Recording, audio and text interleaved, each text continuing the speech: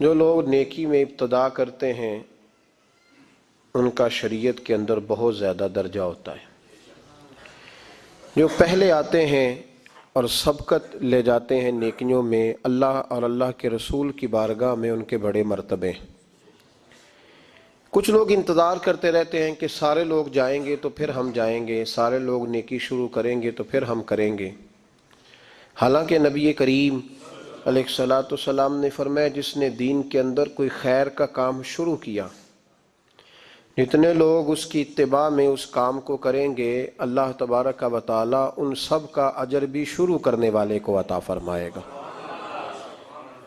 اگر محبوب پاک کے وصال کے صدیوں بعد امام بخاری حدیث پاک کی کتاب بخاری شریف تصنیف کرتے ہیں تو اب قیامت تک جو آدمی بھی بخاری پڑھے گا اور اس کو پڑھ کے کسی حدیث پر عمل کرے گا، اس تمام کا ثواب اللہ امام بخاری کو عطا فرمائے گا۔ خیر کا کام کرنے میں جلدی کرنی چاہیے، آگے بڑھنا چاہیے۔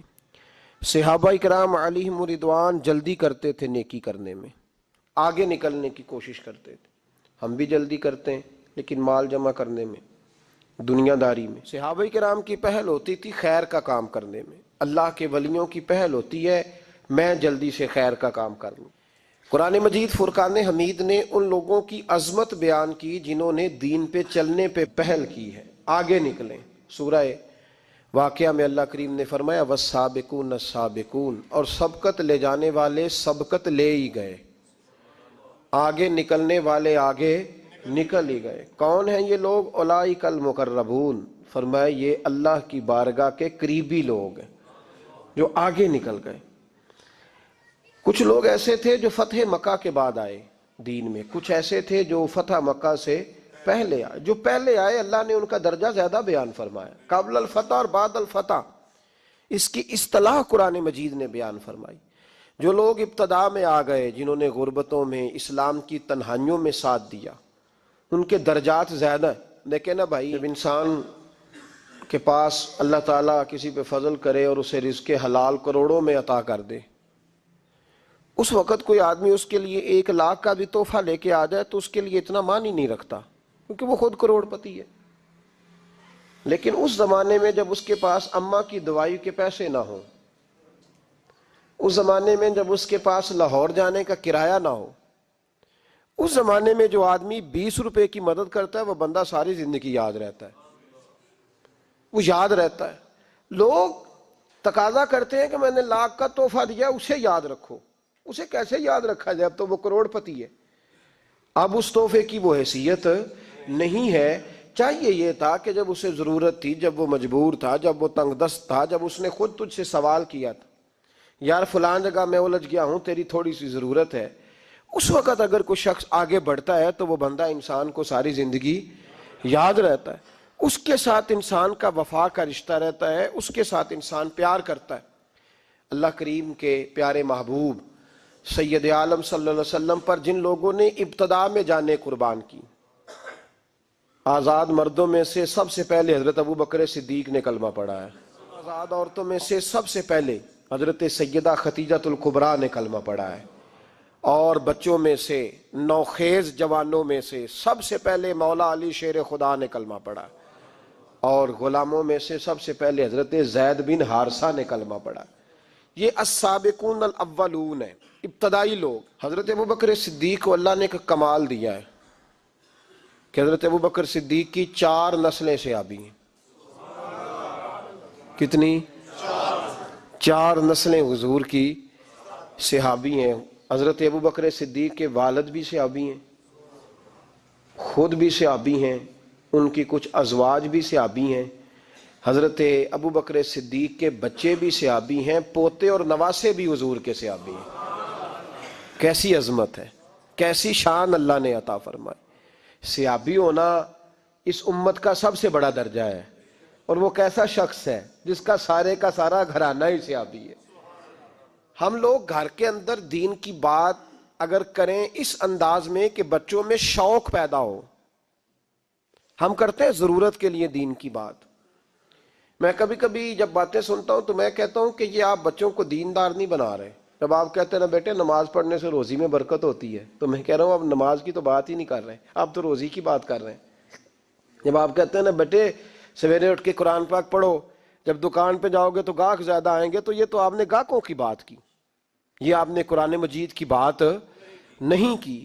جب آپ نے کہا نا بیٹا صدقہ دو گے نا تو کوئی مشکل نہیں آئے گی، تو یہ بات صدقے کی نہیں ہو رہی، تو مشکلات سے نجات کی بات ہو رہی۔ تو پلٹ پلٹ کے تو دنیا سنوارنے کی آپ بات کر رہے ہیں۔ دین کی بات گھر کے اندر اس طرح کرو کہ بیٹا ہماری کل کائنات اگر وابستہ ہے تو مدینے والے رسول سے وابستہ ہے، ہمارا جینا مرنا اگر صحیح ہو سکتا ہے تو قرآن پاک کی برکت سے ہو سکتا ہے، ہم اگر بچ سکتے ہیں تو اللہ تبارک و تعالیٰ کی معرفت نصیب ہونے سے بچ سکتے، روحانی زندگی آباد ہونے سے بچ۔ حضرت صدیق اکبر گھر کے اندر جب بات کرتے تھے نا نبی پاک کی غلامی کی تو ذرا کھول کے کرتے تھے۔ اگر وہ احد میں، بدر میں اور مکے کے چوکوں میں حضور کے تذکرے بڑے شوق سے کرتے تھے تو آپ کے بچے کہتے ہیں جب گھر میں مصطفیٰ کی بات کرتے تھے تو پھر بھی ان کی آنکھوں میں آنسو ہی ہوا کرتے تھے۔ حضرت ابوبکر صدیق رضی اللہ تعالیٰ عنہ گھر میں بیٹھتے تو مصطفیٰ کے ترانے پڑھنے شروع کر دیتے، اور آپ کے بچے کہتے ہیں رو کے بات کرتے۔ آج میں حضرت ابوبکر صدیق کی ایک صاحبزادی کا ذکر کرنے والا ہوں، حضرت اسماء بنت ابی بکر صدیق۔ حضرت ابوبکر صدیق کی صاحبزادی ہیں، کہتی میرے ابا جی اس پیار سے گھر میں ذکر کرتے تھے نبی پاک کا کہ میں نے کہا ابا جی اب مجھ سے برداشت نہیں ہوتا، مجھے بھی کلمہ پڑھوائیں، میں نے بھی غلام بننا ہے۔ 16 بندے مسلمان ہوئے تھے، 17ویں نمبر پر حضرت اسماء بنت ابوبکر صدیق نے کلمہ پڑھ لیا، 17واں نمبر، السابقون الاولون میں سے، پہلے لوگوں میں حضرت اسماء کا تذکرہ ہے، ابتدائی لوگوں میں مسلمان ہو گئی، شروع میں بالکل سٹارٹ میں۔ اللہ نے انہیں 100 سال کے قریب عمر عطا فرمائی ہے۔ یہ 1 صدی کا قصہ ہے، 2-4 برس کی بات نہیں۔ اللہ نے 100 سال عمر دی۔ فرماتی ہیں میں 20 سال سے عمر میری کم تھی جب میں نے کلمہ پڑھا تھا۔ توجہ ہے میری بات پر؟ صرف میدان میں نکلنے والے مجاہدوں نے دین کی تبلیغ نہیں کی، ان کو گھر کے اندر تیار کر کے بھیجنے والی ماؤں کا زیادہ حصہ ہے، ان کی بیوی کا زیادہ حصہ ہے جس نے کہا تو دین کی نوکری کر، تیرے پچھلے فرائض میں دیکھ لوں گی، ان کا بھی بڑا کردار ہے۔ دین اسلام پر جس شخصیت نے سب سے پہلے اپنا خون پیش کیا وہ مرد نہیں، وہ ایک عورت ہے۔ حضرت عمار بن یاسر کی والدہ سب سے پہلی شہیدہ ہے، دین کے لیے پہلا خون ایک عورت نے دیا ہے، حضرت سمیہ رضی اللہ تعالیٰ عنہ۔ حضرت اسماء کہتی ہے میں ابھی 20 سال سے میری عمر کم تھی جب میں نے کلمہ پڑھا، اور میں نے اس عالم میں کلمہ نہیں پڑھا کہ جب دین پہ چلو گے تو موجیں لگ جائیں گی، میں نے کلمہ پڑھا کہ سارا مکہ ہمارا مخالف تھا، میں نے کلمہ پڑھا تو میرے گھر کی طرف لوگ سخت نظروں سے دیکھتے تھے، میرے والد روز مار کھا کے آیا کرتے تھے۔ اس حالت میں جناب اسماء، یہ حضرت عائشہ صدیقہ سے 10 سال بڑی تھی عمر میں، ان کی والدہ اور ہیں اور جناب عائشہ کی والدہ اور ہیں، والدہ علیحدہ علیحدہ ہیں، لیکن حضرت صدیق اکبر کی دونوں صاحبزادیاں حضرت اسماء یہ وہ خوبصورت اور پاک باز بی بی ہے کہ جب میرے محبوب پاک غار ثور میں ہجرت کے لیے تشریف لے گئے تو حضرت صدیق اکبر جب جانے لگے، حضرت اسماء کہتی ہیں میری اماں کو میرے والد نے طلاق دے دی تھی، چونکہ وہ کلمہ بھی نہیں پڑھتی تھی اور زیادہ کچھ شدت رکھتی تھیں مشرکانہ معاملات میں۔ کچھ لوگ تو کہتے ہیں حضور کے اعلان نبوت سے پہلے ہی جناب صدیق اکبر نے انہیں علیحدہ کر دیا تھا، لیکن حضرت اسماء فرماتی ہیں کہ میرے والد نا مجھ سے ذرا زیادہ محبت کرتے تھے، میرے والد ذرا مجھ سے، کیونکہ میری والدہ موجود نہیں تھی تو حضرت صدیق اکبر زیادہ پیار کرتے۔ لیکن حضرت اسماء کا یہ بھی کمال دیکھیں، بخاری شریف میں حدیث موجود ہے، حضرت اسماء کہتی ہیں میری مشرکہ ماں مجھ سے ملنے آئی کئی سالوں کے بعد، دروازے کے باہر آ کے اماں نے آواز دی اسماء تیری ماں آئی ہے، تو حضرت اسماء تیزی سے اٹھی، ماں ملی ہے نا کئی سالوں کے بعد، لیکن جا کے بغل گیر نہیں ہوئی، بلکہ اماں دروازے پہ تھی تو جناب اسماء نے اندر سے کنڈی لگا لی، دوڑ کے اٹھ کے کنڈی لگائی اور کہا جاؤ حضرت عائشہ صدیقہ کو میرا پیغام دو کہ محبوب سے پوچھ کے بتائیں کہ مشرکہ ماں آئی ہے، اگر نبی پاک کہیں گے تو اماں سے ملوں گی، اس لیے کہ میرا سارا کچھ میرے نبی سے وابستہ ہے، میرا سارا کچھ محبوب کے قدموں سے وابستہ ہے، حضور اجازت دیں گے، یہ بخاری مسلم میں موجود، پھر ملوں گی۔ تو حضرت اسما کا جب پیغام گیا تو نبی پاک علیہ السلام نے فرمایا وہ مشرک آیا تو خود ہی اللہ اس سے پوچھ لے گا، اسما سے کہو تمہاری تو ماں ہے نا، تم تو ملے نا، میرا ابا جی ظالم ہی بڑا ہے، حضرت جی آپ کو نہیں پتا بڑے ظالم ہیں، انہوں نے میرے ساتھ بڑی زیادتیاں کی ہیں۔ او بھائی، میرے محبوب سے بھی ایک صحابی نے کہا تھا یا رسول اللہ آپ کہتے ہیں والدین کی فرما برداری کرو، تو اگر والدین ظلم کریں، والدین اگر ظلم کریں، میرے محبوب کی زبان سے ایک حرف بھی کبھی فضول نہیں نکلا، بلکہ رب جب فرماتا تھا تو محبوب بولتے تھے۔ اس نے ایک دفعہ کہا حضور اگر والد ظلم کرے، تو نبی پاک نے 3 دفعہ فرما او یظلمو او یظلمو او یظلمو، اگر وہ ظلم بھی کریں ظلم بھی کریں ظلم بھی کریں تو پھر بھی تو نے ماں باپ کی فرما برداری کرنی۔ 3 دفعہ محبوب نے ارشاد فرما۔ حضرت اسما کہتی ہیں حضور نے فرمایا تیری تو والدہ ہے نا، تو میل۔ پھر پیغام بھیجا کہ یا رسول اللہ وہ کچھ تحفے بھی لائی ہیں، اگر اجازت ہو تو قبول کروں؟ فرمایا تیرے لیے اجازت ہے۔ حضرت اسما اتنی مضبوط مسلمان تھی کہ اماں مشرکہ تھی، لیکن اس کے قریب جانا انہوں نے پسند نہ کیا جب تک حضور اجازت نہ دے۔ فرماتی ہیں جب میرے ابا جی ہجرت کے لیے جانے لگے نا غار ثور پہ، تو میری ڈیوٹی لگا گئے، کہنے لگے بیٹی تو بڑی ہے، پیچھے ذرا خیال رکھنا۔ کہتی ہیں 60,000 دینار تھے گھر میں، والد گرامی جب گئے تو ہر چیز ہی ساتھ لے گئے، ایک پیسہ نہیں چھوڑ کے گئے۔ کہتی میرے دادا نابینا تھے حضرت ابو قحافہ، بعد میں مسلمان ہو گئے، وہ آئے اور آ کے کہنے لگے اسما تیرا ابا سارا کچھ لے گیا ہے، کچھ چھوڑ کے بھی گیا ہے۔ تو کہتی ہیں میں پریشان ہو گئی، کیا جواب دوں، دادا جی بوڑھے یہ تو احتجاج کریں گے۔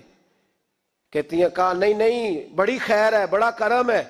کہا نہیں مجھے بتا کچھ چھوڑ کے گیا ہے، مجھے امید نہیں ابو بکر کچھ چھوڑ کے جائے گا، اور جب محمد ابن عبداللہ صلی اللہ علیہ وسلم پہ خرچ کرتا ہے تو ہر چیز ہی لٹا دیتا ہے، بتا کچھ چھوڑ کے گیا ہے؟ تو حضرت اسما کہتی دادا جی بوڑھے تھے تو مجھے تجویز آئی، میں جلدی جلدی سے اٹھی، چھوٹے چھوٹے روڑے میں نے کہ گھڑے میں رکھے، اس کے اوپر میں نے ٹاٹ ڈال دیا، میں نے کہا دادا جی پیسے ہیں، ان کا بازو تھام کے تو میں نے وہاں لگا دیا ٹاٹ کے اوپر۔ کہتی ٹاٹ کے اوپر لگایا، یہ نہیں بتایا نیچے کیا، میں نے کہا یہ دیکھیں، کہنے لگی اچھا اچھا ٹھیک ہے، میں نے یہ نہیں کہا پیسے ہیں، غلط بات بھی نہیں کی، دیکھیے۔ کہتی ہیں دادا جی کو تسلی ہو گئی، وہ مطمئن ہو گئے، وہ مطمئن ہوئے تو میری آنکھوں میں آنسو آ گئے، میں رو پڑی۔ میں نے کہا دیکھو رب کریم اس عمر میں مجھ سے کیسی خدمتیں لے رہا، جوان بیٹی، یہ ہمارا ہنستا بستا شہر ہے اور سارے اپنے ہیں ہم آپس میں، لیکن کسی کی جوان بچی اس محلے دار سے جس کو وہ بچپن سے جانتی ہے، کونے میں جوان بچی 20-22 سال کی اگر ماچس لینی چلی جائے تو شور ہو جاتا ہے، وہ بیٹی نکل آئی ہے جی، ابا جی شام کو گھر آئے تو محلے دار غیبت کریں گے، بیٹی تیری جوان وہاں کھڑی تھی آج سبزی لینے آئی تھی ماچس لینے، ابا درہ نکال لیتا ہے، بیٹی کیسے باہر چلی گئی؟ بھئی اپنا محلہ ہے، سارے اپنے لوگ ہیں، کیوں پھر بھی نہیں جا سکتی؟ کیسے گئی؟ 5413 فٹ اونچی غار ہے غار ثور، اور جب ہم وہاں جاتے ہیں تو تجربہ کار حاجی مشورہ دیتے ہیں، کہتے ہیں سویرے سویرے جانا فجر کی نماز کے وقت، ورنہ دوپہر میں جانا بڑا مشکل ہوتا ہے۔ 3 بوتلیں بغل میں پانی کی، رستے میں 4-5 جگہ جو ہے وہ بیٹھنے کی جگہ بنی ہوئی ہے، وہاں ڈھابے ہیں چائے کے، بوتل کے، پانی کے، رستے بن گئے۔ لیکن جب حضرت صدیق اکبر نبی پاک کو لے کے گئے، کوئی رستہ نہیں تھا، دشوار گزار گھاٹی تھی، کہنے لگے محبوبہ آپ کو تکلیف ہوگی، آپ میرے کندھوں پہ بیٹھ جائیں، پباں پہاڑ قدم نہیں جے لاؤندا تے 100 پہاڑ تے چڑھیا جاندا، او پیا جاندا دے یار نبی دا، اے اصلی دلدار نبی دا۔ حضرت صدیق اکبر حضور کو لے گئے، ڈیوٹی لگائی، فرمایا اسما میں نہیں چاہتا، پریشانی جتنی مرضی ہے، ایمرجنسی جتنی مرضی ہے، پر میری محبت گوارا نہیں کرتی کہ حضور سرکے اور کھجور پہ گزارا کریں، بیٹے تازہ کھانا پکا کے پہنچانا ہے۔ 5413 فٹ اونچی غار اور دن کو ڈر آئے۔ حضرت اسما کہتی ہے میں روز تازی روٹی پکاتی، کھانا تیار کرتی، جب دنیا سو جاتی تو میں پہنچا کے آتی۔ کون حضرت ابوبکر صدیق کی محبت کا اندازہ کرے گا؟ کون اس گہرائی تک جائے گا؟ حضرت اسما کہتی ہے ایک دن کپڑا ہی کوئی نہیں تھا گھر میں، عورتیں نا سینہ بند باندھا کرتی تھی، عرب کے لوگ کھلے کپڑے پہنتے تھے تو کمر بند باندھتی تھی، اسے نتاق کہتے تھے۔ حضرت اسما کہتی ہے میں نے اسے پھاڑا، آدھے میں روٹی باندھ لی اور آدھا میں نے کمر کے ساتھ باندھ لیا، جب لے کے گئی نا، یہ بخاری ہے، تو حضور نے دیکھا، حضرت ابو بکر نے دیکھا کہ بیٹے یہ تو سینہ باندھ ہے. کہا ابا جی آدھا وہاں ہے آدھا میں نے باندھا ہوا ہے. تو محبوب نے فرمایا تو ذات النطاقین ہے، تو دو کمر بند والی ہے. فرماتی ہیں میرا نام ہی پڑ گیا اس سے، دو کمر بند والی. حضرت اسماء روز کھانا پہنچاتی، محبت بڑے امتحان لیتی ہے. کہتی ہیں میں بڑے وقار والے گھر کی مالک تھی، میرے والد قبیلے کے سردار تھے، کاروبار کرتے تھے تو دولت بھی میں نے ہمیشہ دیکھی تھی، کسی کی طاقت نہیں تھی بری نظر سے دیکھ سکے. لیکن حضرت اسماء کہتی ہیں رب کریم نے ہم سے آزمائش لی. دوسرا دن تھا، حضور کو غار ثور میں گئے تو ابو جہل دروازے پہ آیا، بہت سارے کفار اس کے ساتھ تھے. او بھائی اس کیفیت کو ذرا سمجھ تو صحیح، اس انداز کو کبھی سمجھ تو صحیح، کس بات کی دشمنی لے رہے تھے؟ حضرت صدیق اکبر نے کس طرح کے امتحانات دیے. سارے کفار کٹھے ہو کے کہتی ہیں میرے دروازے پہ آ گئے، دستک دی، میں باہر آئی. ابو جہل کہنے لگا کہاں گیا ہے تیرا والد محمد ابن عبداللہ کو لے کے صلی اللہ تعالی علیہ وسلم، کہاں گئے؟ جناب اسماء کہتی ہیں اب میرے لیے بڑی مشکل ہو گئی، جھوٹ بولتی ہوں تو شریعت نہیں بچتی، سچ بتاتی ہوں تو وفا نہیں بچتی، کدھر جاؤں؟ کہتی ہیں پیروں میں زنجیریں ہیں، غلط بات کیسے کروں؟ اس نے پھر پوچھا، بولتی کیوں نہیں، کہاں گئے؟ میں خاموش تھی. تیسری بار پھر پوچھا کہاں گئے ہیں وہ؟ جناب اسماء کہتی ہیں میں نے فیصلہ کر لیا، شریعت بھی بچانی ہے وفا بھی بچانی ہے، دونوں چیزیں بچیں گی. بولو کہاں ہے؟ یہاں تو لوگ مرد ہو کے دین کے لیے نہیں ڈٹتے، اور ایک منٹ کے لیے بھی عقیدے پر مسلک پر ڈٹنے کو تیار نہیں ہوتے.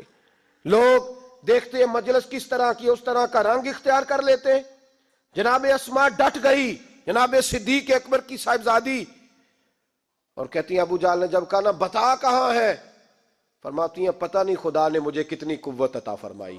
میں بولی اور بول کے کہا میں ابو بکر صدیق کی بیٹی ہوں، میں جھوٹ نہیں بول سکتی.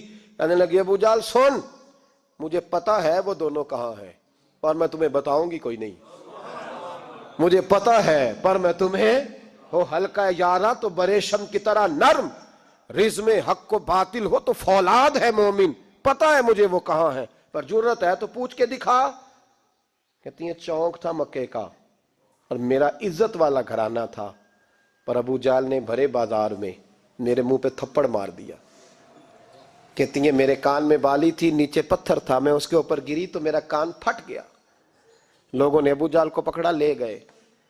فرماتی ہیں وہ آزمائش بھی میں نے دی، امتحان بھی دیا، پھر میں اندر آئی اور میں نے پھر اپنے اس بہتے ہوئے خون کو اپنے کپڑے کے ساتھ صاف کیا، منہ کو لپیٹا اور پھر میں کھانا پکانے لگی. کہتی ہیں اسی طرح کھانا پکایا، اسی طرح تیاری کی. غار ثور پہ جو پہنچی تو ابو بکر صدیق نے لپٹا ہوا منہ دیکھا. بیٹی کو تکلیف میں دیکھے اور پھر باپ رات سو جائے، یہ ہو نہیں نہ سکتا. تو کہا اسماء بیٹے چہرے کو کیا ہوا، کیا بات ہے؟ عرض کی کچھ نہیں ابا جی. فرمایا نہیں بیٹے کوئی تکلیف ہے، کوئی چوٹ ہے؟ نہیں ابا جی کچھ نہیں. حضور نے فرمایا اسماء کھول نہ بیٹے چہرہ کیا ہے.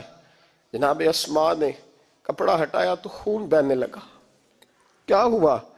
عرض کی حضور کچھ نہیں، ابو جہل آیا تھا پوچھتا تھا. کیا بتاتی؟ جھوٹ بولتی تو شریعت میں اجازت نہیں تھی، بتا دیتی تو آپ کو تکلیف ہوتی. اس نے نا بڑے چوک میں تھپڑ مارا، میرا کان پھٹ گیا. حضور میں نے کچھ بتایا نہیں.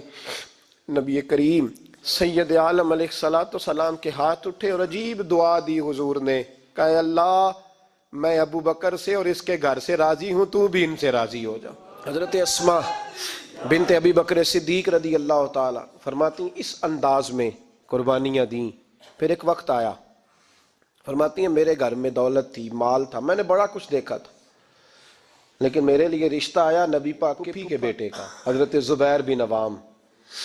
یہ حضور کی پھوپھی کے بیٹے بھی ہیں اور جو 10 صحابہ کو حضور نے جنت کی بشارت دی اس میں بھی شامل ہے. حضور نے فرمایا میرا حواری ہے زبیر بن عوام، اور 10 مبشرہ صحابہ میں شامل ہے. لیکن گھر میں غربت تھی، تنگ دستی تھی، مجبوری تھی. جناب اسماء کہتی ہیں میرے ابا جی نے کہا بیٹا تیرے لیے رشتہ آیا ہے. میں نے کہا کس کا؟ کہا حضور کی پھوپھی کے بیٹے زبیر بن عوام کا. کہتے میں نے تھوڑی دیر کے لیے سوچا کہ وہاں تو بڑی غربت ہے. تو جناب صدیق اکبر نے اگلا جملہ کہا, فرمایا تمہیں پتہ ہے رشتہ بھیجا کس نے؟ کہا ابا جی کس نے؟ کہا مصطفیٰ کریم نے. جناب اسماء کہنے لگی پھر آپ کو مجھ سے پوچھنا نہیں چاہیے تھا, پھر حضور نے پسند کیا ہے, محبوب نے, اتنے میرے نصیب. حضرت اسماء کہتی ہے میں اس گھر سے گئی تھی جہاں 3 غلام ہر وقت ہوتے تھے, اور یہ بخاری مسلم میں آپ کو ملے گا. بیٹیوں کی تربیت ہم کرتے ہیں تو کہتے ہیں اوہ سسرال میں کام کرنا پڑتا ہے, سویرے اٹھنا پڑتا ہے, ایسے کرنا پڑتا ہے. سنو جناب صدیق اکبر رئیس مکہ اور مدینہ کی بیٹی فرماتی ہیں میں جب زبیر بن عوام کے گھر میں گئی تو میں آٹا بھی گوندتی تھی, میں کپڑے بھی دھوتی تھی. محبوب نے میرا رشتہ کرایا نا. فرماتی ہیں میں چکی بھی پیستی تھی. فرماتی ہیں زبیر بن عوام نے گھوڑا رکھا ہوا تھا, وہ جب باہر جاتے تو میں گھوڑے کے لیے چارہ بھی کاٹ کے لاتی تھی, میں اس گھوڑے کو بھی سنبھالتی تھی, میرے ہاتھوں میں چھالے پڑ جاتے. ایک دن میرے ابا جی نے دیکھ لیا, ابو بکر صدیق بڑے پریشان ہوئے. کہتی ہیں انہوں نے جا کے محبوب کی بارگاہ میں عرض کی حضور اگر آپ اجازت دیں تو میں زبیر کو ایک غلام نہ دے دوں, میری بیٹی کام کرتی ہے, اس کے ہاتھوں میں نے چھالے دیکھیں, ایک غلام نہ دے دوں. ڈائریکٹ حضرت زبیر بن عوام سے نہیں کہا کہ تو اتنا کام کراتا ہے, جھگڑا نہیں کھڑا کر دیا. کہتی ہیں ایک غلام حضور کے ذریعے جناب ابو بکر صدیق نے بھیجا. اب وہ باہر کے کام سنبھالنے لگا, گھوڑے کو چارہ ڈال دیتا, کچھ سودا سلف لا دیتا. کہتی مجھے یوں لگا جیسے میں آزاد ہو گئی ہوں. غربت بھی تھی. زبیر بن عوام نیک بڑے تھے پر طبیعت کے ذرا سخت تھے. ایک دن ابا جی آئے تو میں نے کہا حضور اور تو کچھ چیز نہیں چاہیے, تھوڑی سختی ہے طبیعت میں. تو کہتے ہیں میرے والد نے یہ نہیں کہا میں پوچھوں گا, میں حضور سے بات کروں گا. کہنے لگے بیٹی صبر کر, بیٹی صبر کر, تیرا خامد نیک ہے, اگر تو اس کی رضا میں دنیا سے گئی تو رب تجھے بغیر حساب جنت عطا فرما دے گا. اور خامد کی پرہیزگاری بھی تو دیکھو نا بھائی, صرف دولتوں کی ضرورت ہے, صرف ان چیزوں کی ضرورت ہے, اس کی پرہیزگاری بھی دیکھو. اب اسماء کہتی ہیں اس کے بعد میں نے شکوہ نہیں کیا. اس کے بعد دوبارہ شکوہ, سخی بڑی تھی حضرت اسماء. حضرت عبداللہ بن زبیر آپ کے بیٹے تھے, کسی نے ان سے پوچھا کہ آپ کی والدہ کا کیا حال تھا, تو فرماتے میں اماں کو مصلے پہ چھوڑ کے گیا, عبادت کر رہی, عبادت گزار بڑی تھی, مصلے پہ چھوڑ کے گیا. فرماتے ہیں میں ظہر کے وقت گیا اور عصر کی نماز کے بعد آیا تو میری اماں ابھی بھی مصلے پہ بیٹھی تھی اور رب سے معافیاں مانگ رہی تھی. کہتے بڑی سخی تھی. اور میری خالہ سیدہ عائشہ بھی بڑی سخی تھی. حضرت عبداللہ بن زبیر فرمانے لگے دونوں میں ایک فرق تھا.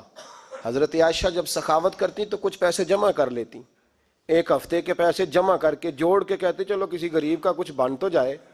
لیکن حضرت اسماء رکھتی نہیں تھی, کہتی تھی روز ہی دینے ہیں, چاہے ایک دینار ہے. میں موجود ہے, جب ان سے پوچھا گیا ایسا کیوں کرتی ہو تو کہتی ہے میں ایک دن نبی پاک کی بارگاہ میں نا کچھ پیسے دینے لگی تو میں نے 2-3 دفعہ گنے, کہا حضور جی کچھ دینار رکھ لیں. تو محبوب فرمانے لگے اسماء اللہ کے رستے میں گن گن کے نہ دے, ورنہ وہ بھی تجھے گن گن کے ہی دے گا. تو اس کے رستے میں بے حساب دے, وہ بھی تجھے بے حساب ہی عطا فرمائے گا. اور بچا بچا کے نہ رکھا کر, دے دیا کر, تو اس کے رستے میں دیتی رہے, رب بھی تجھے دیتا ہی رہے گا. ہم چونکہ گن گن کے دیتے ہیں نا, اس لیے ہم اس فلسفے کو سمجھتے نہیں. گن گن کے دو گے تو گن گن کے ملے گا, بے حساب دو گے تو اللہ بھی بے حساب ہی دے گا. حضرت اسماء کی سخاوت, پرہیزگاری. فرماتی ہیں کہ میں جب مدینہ منورہ ہجرت کر کے سب لوگ چلے گئے تو مسلمانوں کے گھر میں نا بیٹیاں ہی پیدا ہوتی تھیں. تو یہودی عورتوں نے شور کر دیا کہ ہم نے جادو کر دیا, ان کے ہاں بیٹا نہیں ہو سکتا. تو جناب اسماء بنت ابی بکر صدیق رضی اللہ تعالیٰ عنہ فرماتی ہیں سب سے پہلا بیٹا مدینے میں اللہ نے مجھے عطا فرمایا. کہتی ہیں میں نے کہا جاؤ اس کے نانا کو خبر کرو. نانے دادے پیار زیادہ کرتے ہیں, نانیاں دادیاں پیار زیادہ کرتے. تو کہتی ہیں کہ میں نے نا کہا جاؤ نانا کو خبر کرو. تو کہتے جناب صدیق اکبر دوڑے آئے تو پہلے دن کا بچہ ہی اٹھا کے لے گئے. ابا جی بات تو سنے, میں ٹھہر جا سن لیتے. کہتے لپیٹا میرے عبداللہ کو لے گئے اور سارے مدینے کی گلیوں میں شور کر, او یہودیوں نکلو باہر دیکھو, تم کہتے تھے جادو کر دیا ہے, اللہ نے ہمیں بیٹا عطا فرما دیا ہے, دیکھو اللہ نے بیٹا دیا. کہتی ہیں پھر سارا مدینہ گھما کے نا تو مصطفیٰ کے پاس لے گئے. کہا یا رسول اللہ دیکھیں اللہ نے نواسا دیا ہے. کہتی ہیں میرے بیٹے, ابھی میں نے دودھ بھی نہیں پلایا تھا, میں نے کہا لے گئے ابا جی اور واپس بھی نہیں لائے؟ کہتے ہیں حضور کے پاس جب لے کے پہنچے تو نبی پاک نے کھجور منہ میں رکھی، اسے دانتوں کے ساتھ اس طرح چبایا کہ ذرے ذرے میں حضور کا لواب دہن شامل ہو گیا۔ وہ کھجور حضور کے لواب دہن میں گویا گون دی گئی۔ فرماتی ہیں اس کو نکال کے تو محبوب نے میرے بیٹے کو گٹی عطا فرمائی، عبداللہ نام رکھا۔ حضرت اسماء کہتی ہے جب واپس آئے میں نے کہا ابا جی میں نے تو ابھی اسے دودھ بھی نہیں پلایا تھا، تو کہنے لگے مبارک ہو، اس کے سینے میں جو سب سے پہلی غذا گئی ہے وہ میرے نبی کا لواب دہن گیا ہے۔ حضرت عبداللہ بن زبیر جوان ہوئے، ابھی 7-8 سال عمر کی تھی کہ تو ان کے والد حضرت زبیر بن عوام حضور کے پاس لے گئے، کہنے لگے یا رسول اللہ اسے بیعت بھی کر لیں۔ محبوب کا بیعت بھی کرا دیا۔ مسلمان تو پہلے ہی تھے، مسلمانوں کے گھر میں یہ وہی بیعت ہے جو ہم اپنے مشائخ کے ہاتھوں پہ کرتے ہیں۔ اس کی اتنی اہمیت ہے کہ حضرت زبیر بن عوام نے 6-7 سال کا بچہ بھی محروم نہیں رہنے دیا، حالانکہ کلمہ تو وہ شروع سے پڑھتے تھے۔ یہ بیعت اگر کلمے کی ہوتی تو وہ تو پہلے پڑھ رہے تھے۔ یہ وہی بیعت ہے جو ہم اپنے بزرگوں کے ہاتھوں پہ کرتے ہیں کہ کوئی بندہ بغیر مرشد کے اور بغیر پیر کے رہ نہ جائے۔ حضرت زبیر بن عوام نے بیعت بھی کرا دیا۔ فرماتی ہیں اب یہی بچے جوان ہوئے۔ حضرت زبیر بن عوام تو جلدی وصال کر گئے۔ حضرت عبداللہ بن زبیر فرماتے ہیں میری اماں کی عمر 100 سال کے قریب ہوئی، نابینا ہو گئی تھی دونوں آنکھوں سے۔ میں کپڑے لا کے دیتا تھا تو حضرت اسماء کا طریقہ یہ تھا کپڑے کو ہاتھ لگا کے دیکھتی، 100 سال کی بوڑھی اماں ہاتھ لگاتی، کہتے بیٹے باریک ہے۔ محبوب نے بیبیوں کو چھپ کے رہنے کا حکم دیا ہے، ان کو نہ تھوڑا موٹا کر کے لا۔ کہتے اماں جی آپ نے ہاتھ سے دیکھا ہے، صحیح ہے آپ پہن لے۔ تو کہتے میری اماں رو پڑتی، کہتے بیٹا بی بی کا زیور اس کا پردہ ہوتا ہے، تو مہربانی کر مجھے موٹا کپڑا لا کے دے تاکہ میں اپنے آپ کو چھپا کے رکھوں۔ میں نے چھپ کے زندگی گزاری ہے، میں چھپ کے اللہ کی بارگاہ میں جانا چاہتا ہوں، مجھے پردے دار رہنے۔ امام حسین رضی اللہ تعالیٰ عنہ کی شہادت کے بعد ان کا جھنڈا حضرت عبداللہ بن زبیر نے اٹھایا، انہی کا جھنڈا۔ یزید جب مر گیا تو مکے مدینے اور حجاز کے جو سارے علاقے تھے ان لوگوں نے حضرت عبداللہ بن زبیر کے ہاتھ پہ بیعت کی تھی، جو حضرت اسماء کے بیٹے تھے، جناب صدیق اکبر کے نواسے تھے۔ وہ خلیفہ بن گئے، امیر بن گئے مسلمان۔ دوسری سائیڈ پہ شام والی سائیڈ پہ عبد الملک بن مروان بنا، اس نے یہ جو تعمیر کعبہ ہوئی ہے نا دوبارہ سے، جن بنیادوں پہ اب کعبہ ہے انہی بنیادوں پہ حضرت عبداللہ بن زبیر نے بیت اللہ کو بھی دوبارہ تعمیر کروایا تھا، کیونکہ یزید کی فوجوں نے جب حملہ کیا تو بیت اللہ کے کچھ حصے شہید ہو گئے، تو جناب عبداللہ بن زبیر نے اسے بھی دوبارہ بنوایا۔ عبد الملک بن مروان نے حجاج بن یوسف کو ان کے مقابلے میں بھیجا، لڑائی ہونے لگی، 5.5 مہینے جنگ ہوتی رہی۔ حضرت عبداللہ بن زبیر کی فوجیں کچھ تو شہید ہو گئے، لوگ کچھ بکھر گئے، آپ اکیلے رہ گئے۔ کہتے میری 100 سال کی بوڑھی اماں، میں اماں سے مشورہ کرنے آیا، حضرت اسماء سے۔ بچے اس لیے بزدل ہوتے ہیں کہ باپ انہیں دلیری سکھاتا ہی نہیں۔ کہتے 100 سال کی بوڑھی اور نابینا اماں، کیوں نہیں بچے جہاد کے لیے تیار ہو رہے؟ مائیں کہتی ہیں شاید گھر میں رہیں گے تو موت نہیں آئے گی، شاید یہ اندر رہیں گے تو بچ جائیں گے۔ فرماتے 100 سال کی بوڑھی اماں سے جا کے کہا اماں اب تو میں تقریباً اکیلا رہ گیا ہوں، کیا کروں؟ تو کہتے میری ماں کہنے لگی حضرت اسماء بیٹے پہلے تو یہ بتا کہ تو حق پہ ہے کہ نہیں؟ میں نے کہا اماں ہوں تو میں حق پہ۔ تو کہنے لگی جا پھر میدان میں کھڑا ہو جا اور جا کے لڑ، جب تک رب کو منظور ہوگا تجھے زندگی دے گا، اور بیٹا یاد رکھ جسے شہادت ملتی ہے اسے بھی اللہ کی مدد کے ساتھ ہی ملتی ہے، شہادت بھی اللہ کی مدد سے ملتی ہے، میدان میں جا۔ تو کہتے میں نے اپنی اماں سے کہا اماں یہ جو حجاج ہے بڑا ظالم ہے، سنا ہے جب کسی کو قتل کرتا ہے تو لاش کے ٹکڑے ٹکڑے کر دیتا ہے، وجود سارا کاٹ ڈالتا ہے۔ تو کہتے میری اماں میرے کندھے پہ تھپکی دے کے کہنے لگی بیٹے بکرے کو صرف ذبح ہوتے وقت تکلیف ہوتی ہے، جب اس کھال اتاری جائے تو کوئی تکلیف نہیں ہوتی، جب اس کا گوشت بنایا جائے تو کوئی، تو بیٹے گھبرانا نہ، رہنا میدان کے اندر، دیکھنا میں تجھے بھاگتا ہوا نہ سنوں، جا میرا بیٹا اللہ تیری مدد کرے گا۔ حضرت عبداللہ بن زبیر کہتے ہیں میری ماں کی گفتگو نے میرے وجود کو فولاد کر دیا۔ فرماتے جذبہ جہاد میری اماں نے میرے سینے میں بھر دیا۔ جب میں نکلا میدان میں تو حضرت اسماء پھر پکارنے لگی، کہنے لگی عبداللہ یہ یاد رکھنا کہ تم اس کے بیٹے ہو جس کو میرے نبی نے اپنا حواری کہا تھا، اور نبی پاک نے تیرے باپ کو دنیا میں جنت کی بشارت دی تھی، اور یاد رکھنا کہ تیری دادی مصطفیٰ کی سگی پھپھی تھی، اور یہ بھی یاد رکھنا کہ تیرے نانا وہ ہے جنہیں دنیا صدیق اکبر کہتی ہے، اور یہ بھی ذہن میں رکھنا کہ تیری خالہ وہ ہے جو ام المومنین سیدہ عائشہ ہے۔ بیٹا جب میدان میں لڑنا تو اپنے خاندانی وقار کا ضرور خیال رکھنا، یاد رکھنا تم کون ہو، کس کے بیٹے ہو، کس کے بھانجے، کس کے بھتیجے، کس کے نواسے، خیال رکھنا۔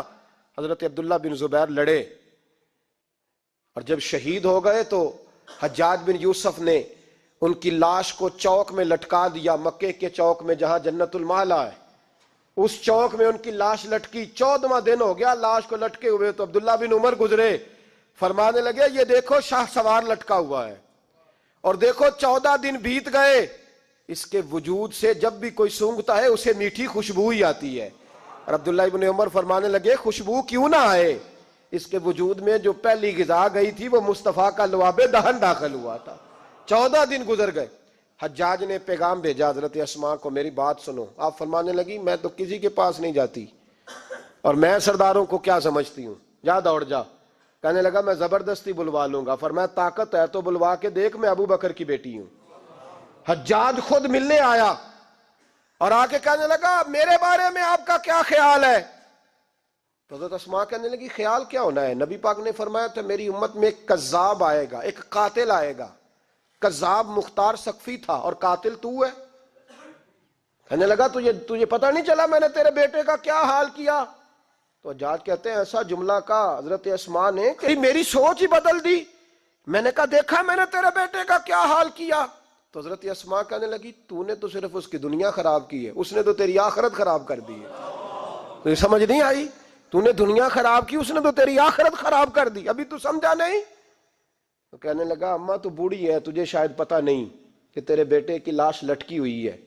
تو کہتے ہیں حجاج کہتے ہیں حضرت اسماء کہنے لگی شکر ہے اللہ کا، شکر ہے اللہ کا، میرے بیٹا لٹک تو گیا ہے پر کسی ظالم کے آگے جھکا تو نہیں نا، شکر ہے اللہ کا۔ اور کہنے لگی شاہ سوار لٹکے ہی ہوتے ہیں، جو شاہ سوار ہوتے ہیں وہ سواریوں پہ ہی ہوتے ہیں، حجاج جا۔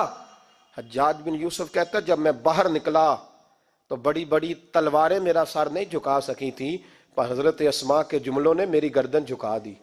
لوگ مجھ سے پوچھتے تھے فاتح کون ہے؟ آپ کے عبداللہ۔ تو حجاج کہتا ہے نہ میں اور دوسروں کو تو وہ ماننے کو تیار ہی نہیں تھا نا، کہتا ہے فاتح دیکھنا ہے تو وہ ابو بکر کی بیٹی اندر بیٹھی ہے، وہ سب سے زیادہ فاتح، وہ فاتح ہے جس کا حوصلہ جوان ہے، جس کے سینے میں ایمان کی قوت تگڑی ہے، جو آج بھی ان اصولوں پہ قائم ہے جو مصطفیٰ نے دیے تھے۔ حضرت اسماء اپنے بیٹے کے شہادت کے 3-4 دن کے بعد ہی وصال کر گئیں۔ 100 سال کی اسماء کا جب جنازہ اٹھا تو پھر دیکھا مکے کے لوگوں نے اور مدینے کے لوگوں نے کہ بادشاہوں کے جنازے میں اتنی خلقت نہیں آتی جتنی اس خاتون کے جنازے میں لوگ آئے، اور لوگ کہہ رہے تھے آج وہ خاتون دنیا سے گئی ہے جس خاتون نے اپنی زندگی کے 80 سال رسول اللہ کے دین کو دیے۔ بھائی یہ بات آج اس لیے ان کا ذکر، چونکہ ان کا وصال بھی جمادی الثانی میں ہوا، اس لیے چھیڑا ہے۔ اپنے گھروں کے اندر ہم نے تربیت کا، بیٹیوں کی تربیت کا وہ والا ماحول بنانا ہے جو حضرت اسماء بنت ابی بکر کا تھا۔ ہماری بچیاں کہتی ہیں دکھ ہی بڑے تھے، غربت ہی بڑی تھی، ساری زندگی ٹینشن کی نظر ہی ہو گئی، ہم کیسے جواں ہوتے۔ وہ تو امیر گھر سے غریب گھر میں آئی تھی، غربتوں کی ٹینشن نے کبھی انہیں پریشان نہیں کیا بلکہ ان کے ایمان کو جلا بخشی، توانا رہیں۔ جب مائیں حضرت اسماء جیسی ہوتی ہیں تو بیٹے حضرت عبداللہ بن زبیر جیسے پیدا ہوتے، اتنے تگڑے اور دلیر بیٹے پھر دنیا کو ملتے ہیں۔ اپنی بچیوں کی تربیت کریں، سارا دکھ روٹی کا ہی ہے، دولت کا ہی ہے، جائیداد کا ہی ہے، کھانے پینے کا ہی ہے، اور بھی غم ہے زمانے میں محبت کے سوا، کچھ اور بھی توجہ کریں بھائی، یہ تو ایک جوز ہے، تو ایک جوز ہے صرف زندگی کا، باقی ساری زندگی تو آگے پڑی ہوئی ہے۔ ان کی تربیت کریں، اصل نہج پر انہیں سمجھائیں۔ حضرت اسماء نے روشن کردار ادا کیا، تقوی، پرہیزگاری، عبادت، سخاوت، رسول اللہ کی نوکری، نبی پاک کی کامل محبت، اپنے بچوں کی تربیت، حضور کی ہر بات کے ساتھ وفا ان کا ترہ امتیاز رہا۔ وہ ہمیں سبق دے کے گئیں اگر دنیا میں زندہ رہنا ہے تو محبوب کے بن کے رہو، زندہ رہو گے، تابندہ رہو گے، پائندہ رہو گے، ہمیشہ مدحت خیر الانام میں گزرے۔ دعا ہے یہ عمر درود و سلام میں گزرے۔ آخر دعوانا الحمدللہ۔ دے کے حضور آکھن منگتے دی خیر ہووے، دے کے حضور آکھن منگتے دی خیر ہووے، منگتا کبے سخی دے، منگتا کبے سخی دے، بوہے دی خیر ہووے، دے کے حضور آکھن منگتے دی خیر ہووے، دے کے حضور آکھن۔ اور جنت بڑی جگہ لگیا جڑی جگہ تے، جنت بڑی جگہ